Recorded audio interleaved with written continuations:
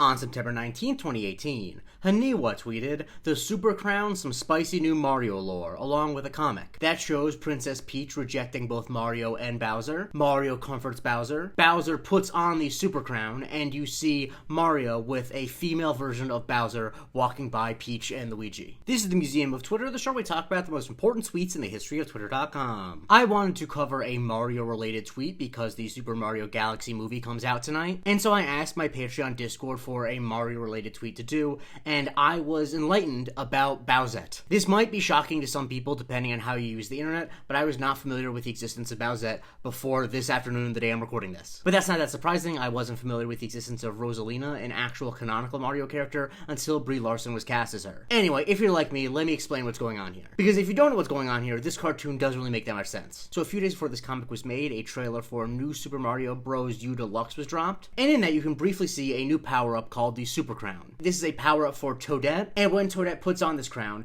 Toadette turns into Peachette, which more or less is just like Princess Peach. And so the idea is that Toadette could turn into Princess Peach with just this crown. So if we return to the tweet that says the Super Crown, some spicy new Mario lore, we kinda get it. What's happening in the comic is that after getting disappointed that they both, I guess, got left at the altar, Bowser decides to put on the Super Crown and becomes Bowsette, the equivalent of Peachette. Now, the Know Your Meme page does not say exactly who coined the name Bowsette, but it was not originally in the comic. But this character took off almost immediately. In a way that I kind of feel dumbfounded I was completely unaware of. The internet really is a big place. The big thing that happened is that Bowsette inspired so much fan art. Lots of which, if not most of which, I really don't know if I can show on here. Like, it's not literally graphic, but it straddles the line so much, like, I don't think I can. But I will show as much as I can, and one of the first things that people did was actually edited Bowsette in the final frame to be both taller, to have darker skin, and to have red hair, to seem more like Bowser. And that does come up with fan art of Bowsette. Some of it does have that skin color or that hair color. But a lot of it is like the original comic, like one of the earliest versions was this. But there are also extremely detailed versions like this, and the detailed versions extended to the version with the red hair and the darker skin tone. And just a week after the character of Bowsette was created, Ray Chase said, "Hey,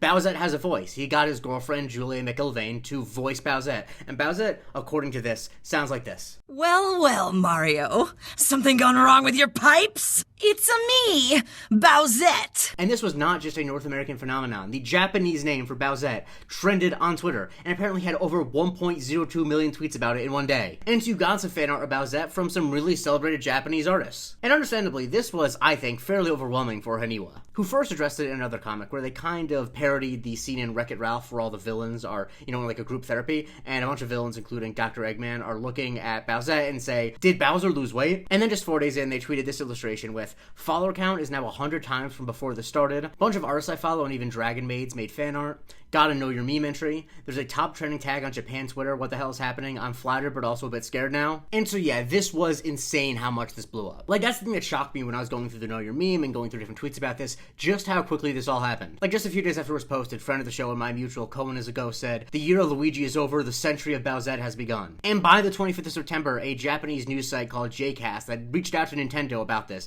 and Nintendo just said, no comment. And the thing is, Bowsette has really lived on. Like, I can't emphasize enough how much new Bowsette fan art is still happening. And how when I looked up Bowsette cosplays, people are still doing it into 2026. Like, I got these from Honey and Rebecca, and those are the only two I'm going to show because almost every single other one, once again, really straddles the line of whether or not I can show it. And for the record, I have no problem with that. Like, obviously so much of the deal with Bowsette is Bowsette's sexuality. Like, I'm trying to think of a way to speak about this matter-of-factly, but like, honestly, part of it is like a wish fulfillment of, oh my god, I wish I could have a taller girlfriend with these proportions and like fangs. That's not a major fantasy for lots of people on the internet, particularly people who consume stuff about Mario, and I say that with no disrespect. It is a perfectly legitimate fantasy. And so it makes sense, like when I found these two different pieces of fan art for its 5th anniversary, that still, 5 years on, Bowsette is still being drawn, almost falling out of her dress. Like in this one, that's fairly positive. Bowsette is holding a 5-year birthday cake. Or this one, which is slightly more provocative, where Bowsette has Mario's cap on her finger. And a tweet that really painted a picture for what this was like when this dropped, and I'm really thankful for this because I did not know the context beforehand,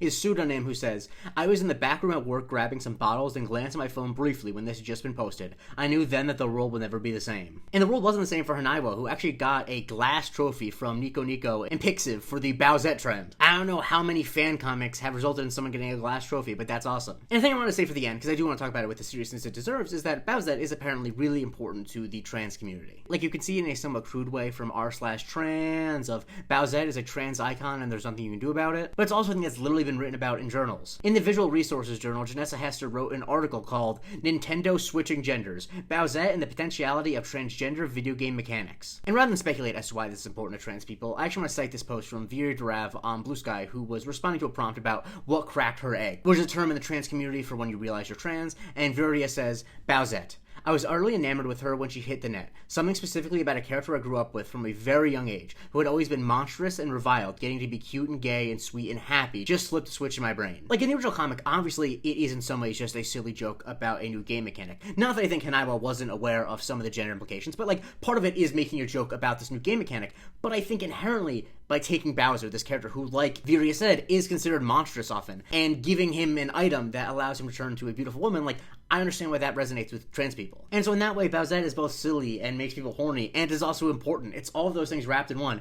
And that's why I kind of feel stupid that I was not aware of it before, because it is like a perfect internet artifact. But also, it's not an artifact, it's something that's still living and ongoing. People are still joking about it. Like today, the day I'm recording this, Blaze Binges said, share a fake spoiler from this movie, for the Super Mario Galaxy movie. And New Year Old John said, Bowsette will return in Avengers Doomsday. So yeah, shouts to Bowsette. Bowsette is not yet a canonical character because the Nintendo Corporation is run by cowards, but I do really hope that in one of these elimination movies, eventually someone is cast to play Bowsette. Follow me for new tweet every day. If you like the show, please go to patreon.com/Museum of Twitter. We get a weekly bonus episode called Museum of Not Twitter, and also you get to be in my Discord, and if I ask, hey, do you have a Mario tweet, you might get that tweet on the show.